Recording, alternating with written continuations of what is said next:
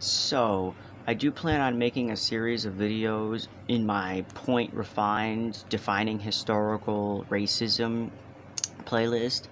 This is going in there, by the way. This is about the first foundation of our dehumanization strategy, which was how we dealt with animals and how we uh, thought of them. And so, since animals in general are like seen as monsters in the dark and the boogeyman, and they are a psychological threat to us, even our pets tend to kind of sometimes be a threat, I guess.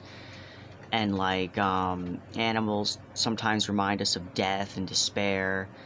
I think most people uh, use that in the opposite way, where humans are death and despair, and they just use animals as a coping mechanism.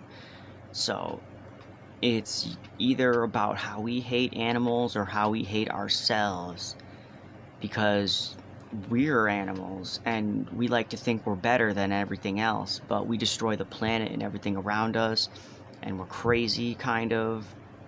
So yeah, when it gets a little less hot, maybe, if that ever happens, I will be definitely breaking this down. And basically, it goes into like child psychology, cross culture, how it's basically similar to the Western world, and I find that interesting.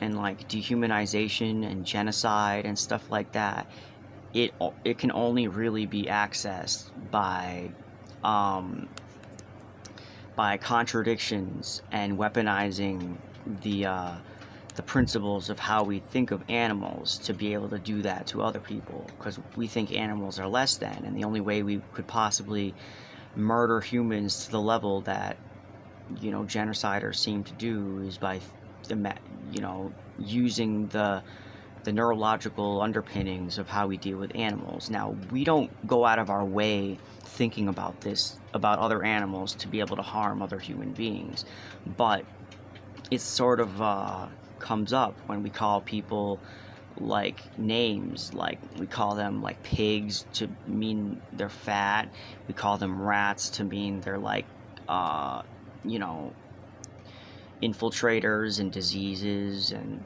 like other stuff like that. Like, we love dogs, but dog is also used as an insult, so it's kind of a contradiction there.